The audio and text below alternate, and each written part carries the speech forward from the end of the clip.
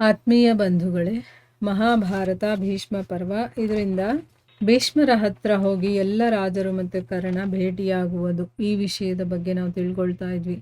ಹೋದ ಭಾಗದಲ್ಲಿ ಕರ್ಣ ಭೀಷ್ಮರನ್ನ ನೋಡೋದಕ್ಕೆ ಅಂತ ಬರ್ತಾನೆ. ಆಗ ಅವರು ತಮ್ಮ ಮನಸ್ಸಿನ ಮಾತುಗಳನ್ನೆಲ್ಲ ಹೇಳ್ತಾರೆ. ನೀನು ರಾಧೇಯ ಅಲ್ಲ, ಕುಂತಿಯ ಮಗ, ನಿನ್ನ ತಂದೆ ಅಧಿರಥನಲ್ಲ, ಸೂರ್ಯದೇವ. ಈ ಎಲ್ಲ ವಿಷಯಗಳು ನನಗೆ ನಾರದರಿಂದ ಮತ್ತು ವ್ಯಾಸರಿಂದ ಗೊತ್ತಾಗಿದೆ.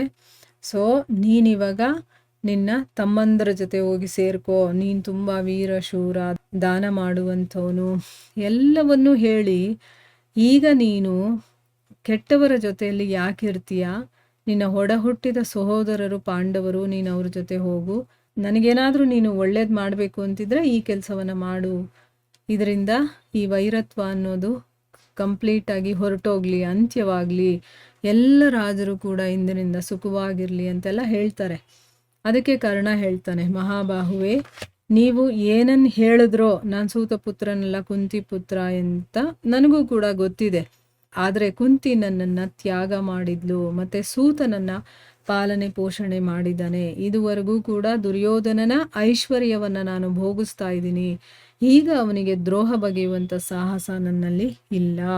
ಹೇಗೆ ವಸುದೇವ ನಂದನನಾದಂತಹ ಶ್ರೀಕೃಷ್ಣ ಪಾಂಡವರ ಸಹಾಯದಲ್ಲಿ ದೃಢವಾಗಿದ್ದಾನೋ, ಅದೇ ರೀತಿ ನಾನು ಕೂಡ ದುರ್ಯೋಧನನಿಗೋಸ್ಕರ ನನ್ನ ಶರೀರ, ಧನ, ಸ್ತ್ರೀ, ಪುತ್ರ ಮತ್ತು ಯಶಸ್ಸನ್ನು ಅರ್ಪಣೆ ಮಾಡಿದ್ದೀನಿ.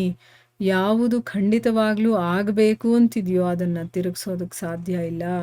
ಪುರುಷಾರ್ಥದಿಂದ ವಿಧಾನವನ್ನು ಯಾರು ತಾನೇ ಬದಲಿಸೋದಕ್ಕೆ ಸಾಧ್ಯ?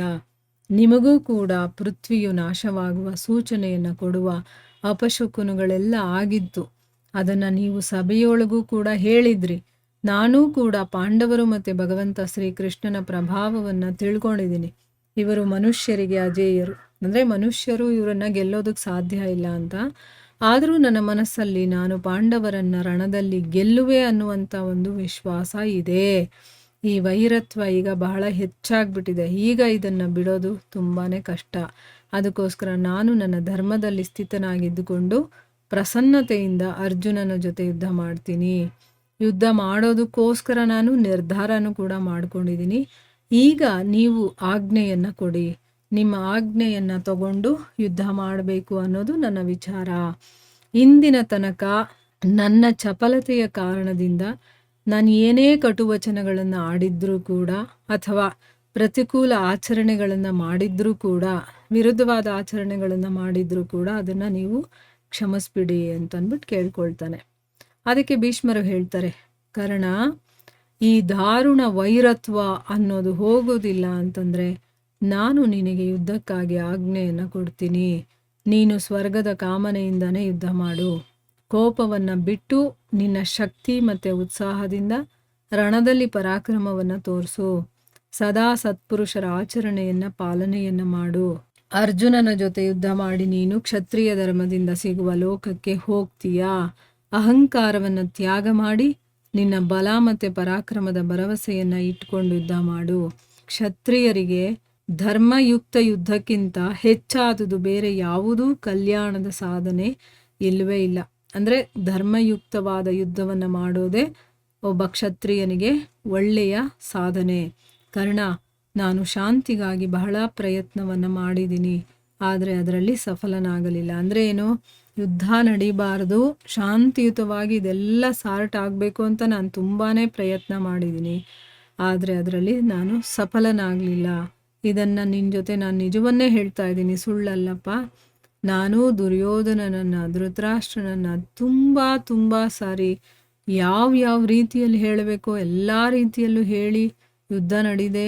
ಹಾಗೇ ಏನಾದರೂ ಆಗಬೇಕು ಅಂತ ನಾನು ತುಂಬ ಪ್ರಯತ್ನ ಮಾಡಿದ್ದೀನಿ, ಆದರೆ ಆಗಲಿಲ್ಲ ಅಂತಂದ್ಬಿಟ್ಟು ಹೇಳ್ತಾನೆ. ಈಗ ಸಂಜಯ ಧೃತರಾಷ್ಟ್ರನಿಗೆ ಹೇಳ್ತಾನೆ, ರಾಜನೇ, ಭೀಷ್ಮರು ಯಾವಾಗ ಈ ರೀತಿ ಹೇಳಿದ್ರೋ ಆಗ ಕರ್ಣ ಅವರಿಗೆ ಪ್ರಣಾಮವನ್ನು ಮಾಡಿ ಮತ್ತು ಅವರ ಆಜ್ಞೆಯನ್ನು ತಗೊಂಡು ರಥದಲ್ಲಿ ಕೂತ್ಕೊಂಡು ನಿಮ್ಮ ಮಗ ದುರ್ಯೋಧನ ಎಲ್ಲಿದ್ನೋ ಅಲ್ಲಿಗೆ ಅವನು ಹೊರಟು ಹೋದ. ಅಂದರೆ ಇಲ್ಲಿ ಭೀಷ್ಮರು ಇರೋವರೆಗೂ ಕರ್ಣ ಯುದ್ಧದಲ್ಲಿ ಪಾಲ್ಗೊಳ್ಳೋ ಹಾಗಿರಲಿಲ್ಲ. ಸೊ ಅದರಿಂದ ಅವನು ಯುದ್ಧದಿಂದ ಹೊರಗಡೆ ಇದ್ದ. ಈಗ ಭೀಷ್ಮರು ಶರಶಯ್ಯೆಯಲ್ಲಿ ಮಲಗಿದ್ದಾರೆ ಅನ್ನುವಂಥ ವಿಚಾರ ಗೊತ್ತಾಗಿ ಅವರ ಆಜ್ಞೆಯನ್ನು ಪಡ್ಕೊಳ್ಳೋದಕ್ಕೆ ಅಂತ ಅಲ್ಲಿಗೆ ಬರ್ತಾನೆ ಕರ್ಣ. ಅವರ ಆಜ್ಞೆಯನ್ನು ಕೊಡ್ತಾರೆ. ಮೊದಲು ಹೇಳ್ತಾರೆ, ಇದನ್ನೆಲ್ಲ ಬಿಟ್ಟು ನಿನ್ನ ತಮ್ಮಂದ್ರ ಜೊತೆ ಹೋಗಿ ಸೇರ್ಕೊ ನೀನು ಅಂತ. ಆದರೆ ಅವನು ಇಲ್ಲ, ನನಗೆ ವೈರತ್ವ ಜಾಸ್ತಿ ಇದೆ ಅವ್ರ ಜೊತೆ, ಈಗ ಅದನ್ನು ಸರಿ ಮಾಡ್ಕೊಳ್ಳೋದಕ್ಕಾಗಲ್ಲ, ಮತ್ತು ನಾನು ನನ್ನ ಸ್ನೇಹಿತನಿಗೆ ದ್ರೋಹವನ್ನು ಮಾಡೋದಕ್ಕಾಗಲ್ಲ ಅಂತ. ಆಯಿತು, ನೀನು ಯುದ್ಧ ಮಾಡು ಅಂತ ಅಂದ್ಬಿಟ್ಟು ಅವರು ಆಜ್ಞೆಯನ್ನು ಕೊಡ್ತಾರೆ. ಈಗ ಆಜ್ಞೆಯನ್ನು ಪಡ್ಕೊಂಡು ಅವನು ದುರ್ಯೋಧನ ಎಲ್ಲಿದ್ನೋ ಅಲ್ಲಿ ಹೋದ ಅಂತ ಅಂದ್ಬಿಟ್ಟು ಸಂಜೆ ಧೃತರಾಷ್ಟ್ರನಿಗೆ ಅಲ್ಲಿ ನಡೆದಂಥ ಕಥೆಯನ್ನು ಹೇಳ್ತಾನೆ. ಸೊ ಇಲ್ಲಿಗೆ ಭೀಷ್ಮ ಪರ್ವ ಅನ್ನೋದು ಮುಗಿಯುತ್ತೆ. ಮುಂದೆ ನಾವು ದ್ರೋಣ ಪರ್ವವನ್ನು ತಿಳ್ಕೊಳ್ಳೋಣ. ಹರೇ ಕೃಷ್ಣ.